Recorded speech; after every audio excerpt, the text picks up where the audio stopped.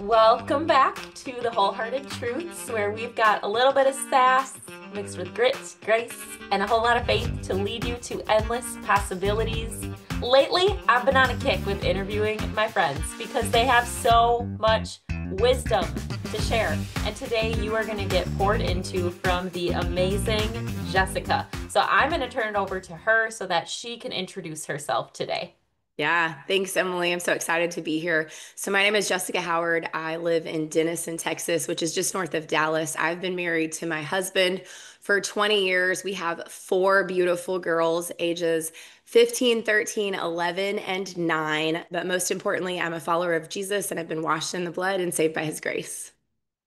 Oh, that was beautifully packaged all together. I love Yeah. it.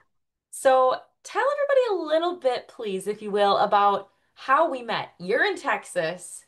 I'm in Wisconsin. So let's make it fun. Like, what was your first impression of me and how did we meet? Yeah, so honestly, I was trying to remember like the very first time we met, and I couldn't pinpoint the exact moment, but we are both involved at ID Life. And so we met. I feel like the first time I remember spending time with you was on an incentive trip in Mexico, and we had the best time. I remember thinking, she's a little quiet, but she's super fun. Like, I need to get to know her more. And honestly, like my first question was, I wonder if she follows Jesus. Like, because I wasn't sure at that point in time, like where you were with the Lord. And that was honestly like one of my first impressions was, does she know the Lord? Well, question answered. Yeah. Here we go. Yes. You have been such an inspiration to me on the faith walk, both you and Lance. And that's, I think, why I'm most excited to have you here today to really speak into women that may be in that same season or are looking to welcome the Lord into their life and what that might look like. So, with you guys playing such a huge role on the faith side and the adoption side, I know this is going to be hard to do in a short period of time, but tell us about the adoption journey and how you saw God moving in that story. Okay. So, like you said, this is way too long of a story to try to condense down. So, I will do my best. First of all, it's a complete God story because He planted that in my heart when I was a little girl. I just remember growing up just knowing like adoption was going to be a part of my story. And I didn't know how exactly, but I knew. And when Lance and I will never forget when we were dating, and like I remember vividly, I was in his truck and we were chatting about the most random things. And I don't remember if he said something about adoption or I said something about adoption, but then we both kind of paused and the other person was like, wait, you want to adopt too? Like, I can't even remember who said it first. And like, because both of us had that dream planted in our heart since we were like very young. So I feel like that was totally from the Lord, of course, to like match us together and just to know, like, yes, that's what we're supposed to do. And it was like, okay, well, so we got married and we were like, well, should we try? Because we also knew we wanted to birth children. And so we were like, should we try to birth first? Maybe we can't even have kids. Maybe that's why the Lord put that in our hearts because maybe we weren't going to be able to get pregnant. And so we decided, well, let's just try. Well, I got pregnant the first month trying. And so we were like, okay, well, that's not it. And so then it was just a matter of like when, not if we adopt, but when we adopt. And just being super prayerful in that whole season of just like, Lord, your timing, your timing. And we decided, we were trying to decide after we had our second daughter if we should adopt. We knew we wanted four kids, like our third kid or our fourth kid. And so we decided, let's go ahead and birth another one. And if it's because we had two girls at that time. And so we're like, if we have a boy, let's try to adopt a boy. So we'll have two girls and two boys. And if we birth another girl, let's just be a family of girls. And so, like, baby number three, I'm like, Lord God, please let it be a girl. Because I just like wanted a whole house full of girls. And the Lord is so kind and so generous because he knows the desires of our heart. And he already knew I was supposed to have four girls. And so I got pregnant with Presley. And I will never remember like just crying when we found out it was a girl. Because I was like, it's two more. Because it wasn't just one more. I was like, two more. And so we walked through the adoption process. We started our paperwork pretty quick after we had our third daughter. And we just knew we were just so prayerful through the whole thing. And I'll be honest, like I knew I wanted to adopt, but like we were going through all these trainings and it was like open adoption, open adoption. And I was just like, oh Lord, like I think I'm just supposed to like be there and the birth mom's supposed to just have the baby and just give it to me because that feels weird to like have a relationship. Like, I don't know, I was just really immature in my faith at the time. To be honest with you, I just hadn't grown in that way. And of course, the Lord is like, oh, no, no, no, that's not how we do it in the kingdom. I have a better idea.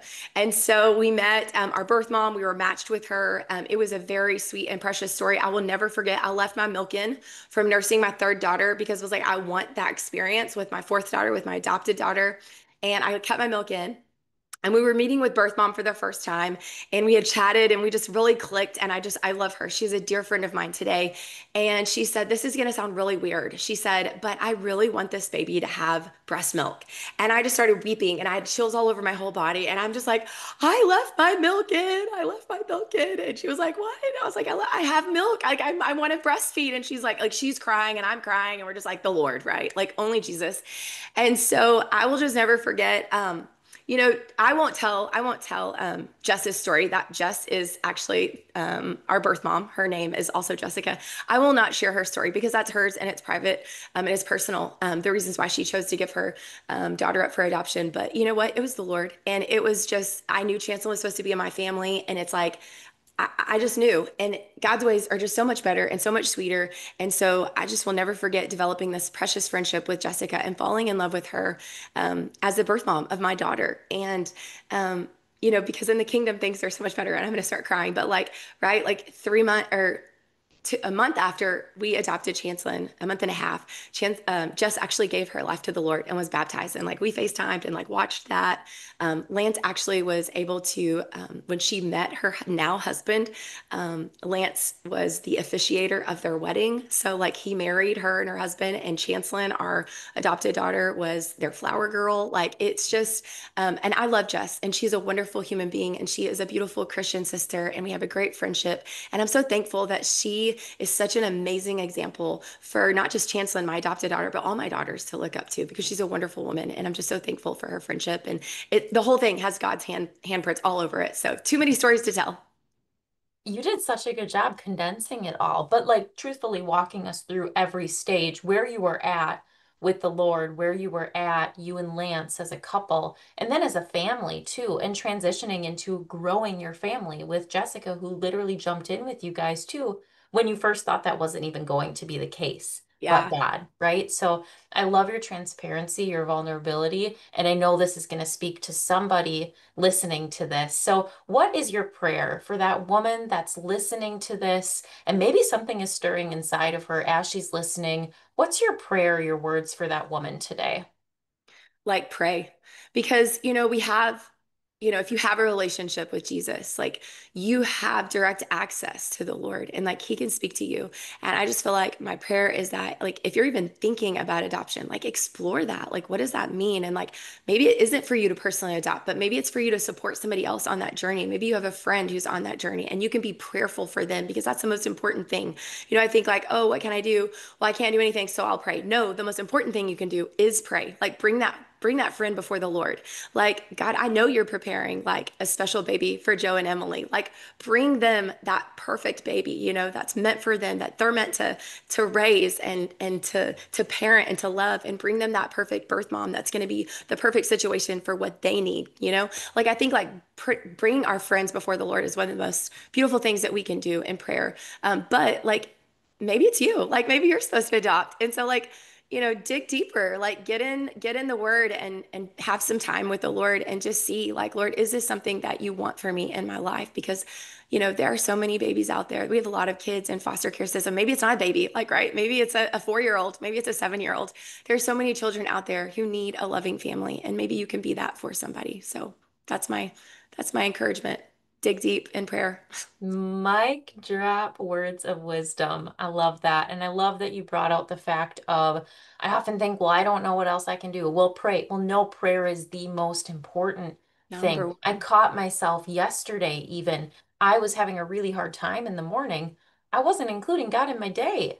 I said, Mhm. Lord, I can't do this alone. I need you. I'm so sorry. I forgot this morning. I need you. So that is the homework assignment for you listening today. Find that moment in your day where you can come to prayer because it is the number one most important thing that we can do. And with that, we'll see you next time. Thank you so much, Jessica. Yeah.